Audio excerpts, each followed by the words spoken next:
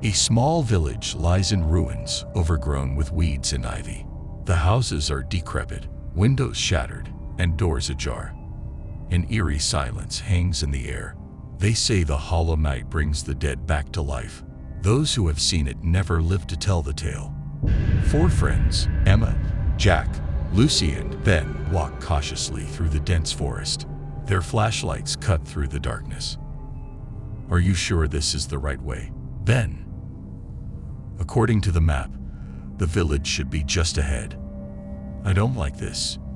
It feels like we're being watched." "Relax, Lucy. It's just an old village. Nothing to worry about." They continue walking until they reach the edge of the forest. The abandoned village looms ahead, shrouded in mist.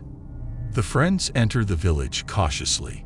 Their flashlights reveal the eerie surroundings. "This place gives me the creeps. Let's find a place to set up camp for the night." They walk through the village, their footsteps echoing in the silence. They come across an old church, its doors hanging off the hinges. "This should do. We'll be safe inside." The friends set up their sleeping bags and lanterns inside the church. The atmosphere is tense. "Do you think the legends are true about the Hollow Night?" "Legends are just stories, Lucy. There's no such thing as zombies. Still, we should be careful. No one really knows what happened here. Let's get some rest. We'll explore more in the morning." They settle down, trying to ignore the unsettling noises outside. A full moon rises, casting an eerie glow over the village. The wind picks up, rustling the leaves and creating an unsettling ambience. Lucy wakes up with a start. She hears a faint whispering sound. She looks around, but the others are fast asleep. Emma, Jack, Ben, no response. She grabs her flashlight and cautiously walks towards the door. Lucy steps outside, the whispering sound growing louder. She follows it, her flashlight flickering. "Hello? Is anyone there?" The whispering stops abruptly. Lucy looks around, her breath visible in the cold night air. Suddenly, a hand grabs her shoulder. She turns around to see Emma. "Lucy, what are you doing out here?" "I heard something whispering. It was calling me." "Let's get back inside. It's not safe out here." As they turn to go back, they hear a low growl.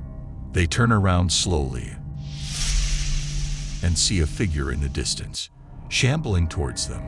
"We need to go now." They run back to the church, slamming the door shut behind them. Jack and Ben wake up, startled. "What's going on?" "There's something out there. We need to barricade the doors." They quickly move benches and other furniture to block the entrance. The growling sound grows louder. "What the hell is that?" "It's them. The zombies." "That's impossible. Zombies aren't real." Suddenly, the door rattles violently. The friends back away, terrified. "Whatever it is, it's trying to get in. We need to find a way out of here." "There's a back door. It leads to the cemetery." "Great. Everyone, stay close." They move towards the back of the church. The rattling intensifies, and the door begins to splinter. They reach the back door and open it cautiously. The cemetery lies beyond, shrouded in fog. "This is a terrible idea. Do you have a better one?" They step outside, closing the door behind them. The fog is thick, making it hard to see. The friends move carefully, their flashlights barely piercing the mist. "We need to keep moving. We can't stay here." Suddenly, they hear a rustling sound. They turn to see several figures emerging from the fog, their eyes glowing in the darkness. "Oh my God. They're real. Run." They sprint through the cemetery, dodging gravestones and avoiding the shambling figures. The zombies pursue them relentlessly. They reach the edge of the forest, panting and exhausted. "We need to keep moving. They're right behind us. This way. There's an old cabin deeper in the woods. We can hide there." They run into the forest, the sounds of the zombies growing fainter. The friends arrive at a dilapidated cabin. They rush inside and barricade the door. They collapse onto the floor, trying to catch their breath. We can't stay here forever. We need a plan. We'll rest for a bit and then figure out our next move. I don't want to die. We're not going to die. We'll get out of this. Suddenly, they hear a noise from the attic. What was that? Stay here. I'll check it out. Jack climbs the ladder to the attic, flashlight in hand. The attic is dusty and filled with old furniture. Jack looks around cautiously. Suddenly, he sees something move in the corner. Hello? Is someone there? A shadowy figure lunges at him, knocking him to the ground.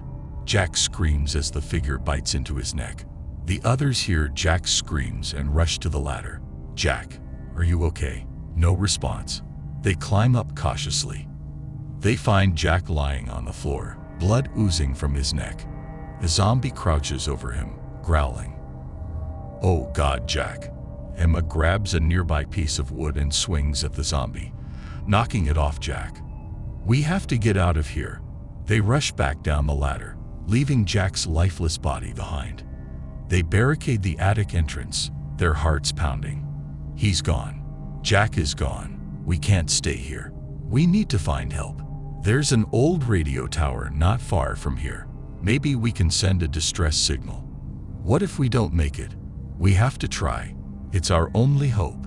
They gather their things and prepare to leave. The friends make their way through the forest, the sounds of the zombies growing louder behind them. We're almost there, just a little further. They reach the radio tower, but it's old and rusted. Let's hope it still works. They climb the stairs to the control room. Van starts fiddling with the equipment. Come on, work. He manages to get the radio working and sends out a distress signal. This is an emergency. We're trapped in the old village. We need help. They wait anxiously, hoping for a response. Help on the way, hold tight. Someone's coming. We're going to be okay. Suddenly, they hear a loud crash downstairs. The zombies have broken in. We need to hold them off until help arrives. Ben, keep sending the signal. Hurry, we're running out of time. Emma and Lucy barricade the door, but the zombies are relentless. There's too many of them. We have to hold on, just a little. At last, radio respond, and help comes to save them from zombies.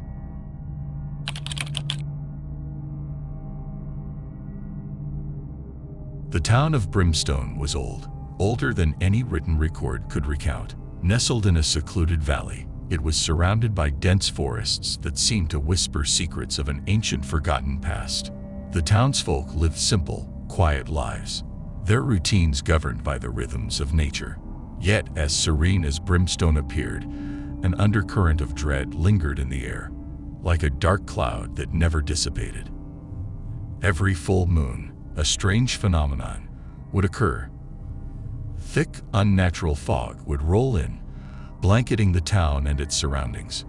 With the fog came an eerie silence, as if the very earth held its breath.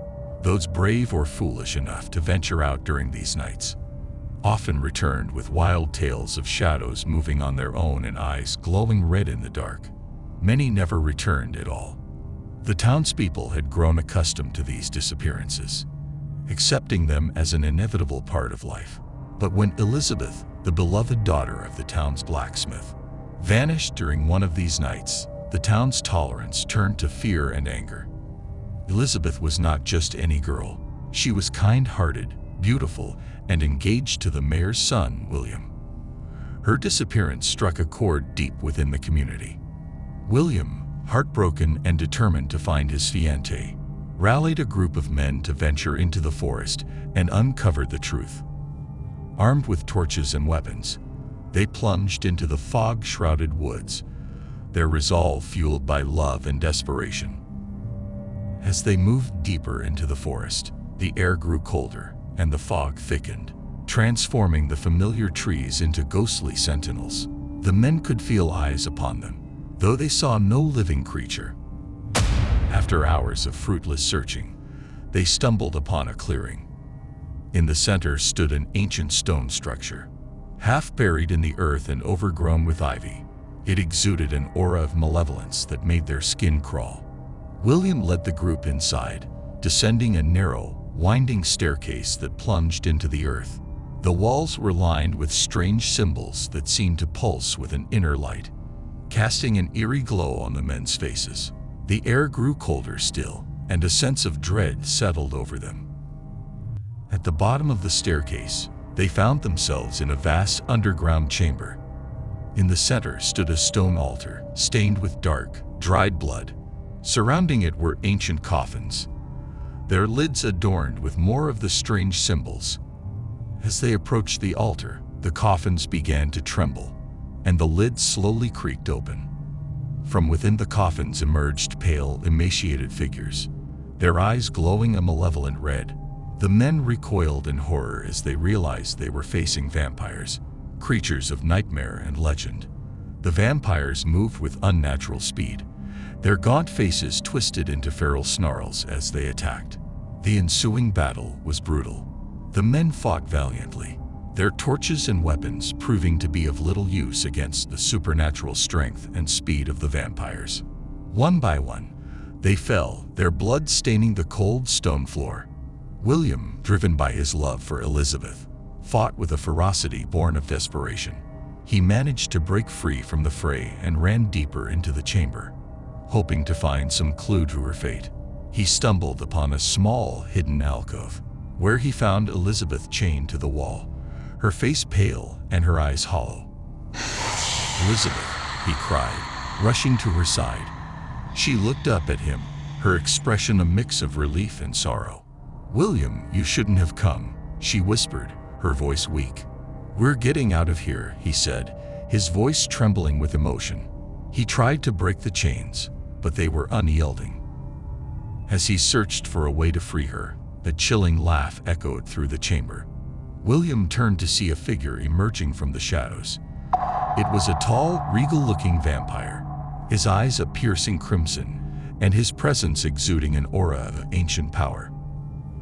"How touching," the vampire said, his voice smooth and cold, "but I'm afraid your efforts are in vain. She belongs to me now."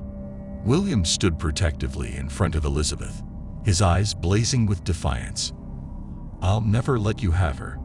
The vampire chuckled. "You misunderstand, young man. She has already been marked. She is one of us."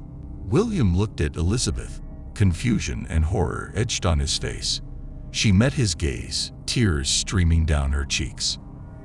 "I'm sorry, William. They took me. They made me one of them." "No," William whispered, shaking his head in denial. "There has to be a way to save you." The vampire's eyes gleamed with amusement. "There is no saving her. She will soon embrace her true nature. And so will you." With a swift motion, the vampire lunged at William, sinking his fangs into his neck. Pain shot through him, followed by a cold numbness. As his vision blurred, he heard Elizabeth's anguished scream. Darkness claimed him, and he knew no more. When William awoke, he found himself back in the clearing, the stone structure looming ominously behind him. The fog had lifted, and dawn's light was beginning to filter through the trees. He felt an odd numbness in his limbs and a gnawing hunger that he couldn't comprehend. As he stood, he saw Elizabeth standing nearby, her eyes still filled with sorrow. She approached him, her movements graceful and silent. "William," she said softly, "I'm so sorry. I never wanted this for you." He looked at her, his mind struggling to process what had happened. What have I become?" "We are vampires now," she replied, her voice filled with regret. "Cursed to walk the night, to feed on the living." He staggered back, the reality of their situation crashing down on him. "No, there must be a way to end this." Elizabeth shook her head. "I've searched for answers, but there is no cure. We are bound to this fate." William's heart ached for the life they had lost, for the love that had been tainted by this dark curse. But as he looked into Elizabeth's eyes, he saw a glimmer of hope.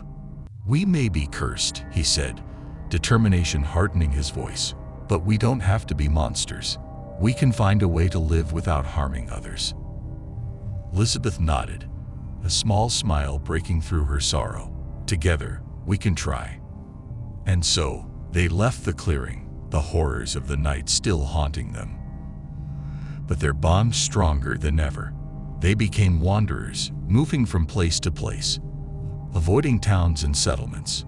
They fed only when absolutely necessary, taking just enough to survive without killing. Years passed, and legends of the kind-hearted vampires who spared their prey began to spread. They became figures of folklore, whispered about in the dark corners of taverns and around campfires.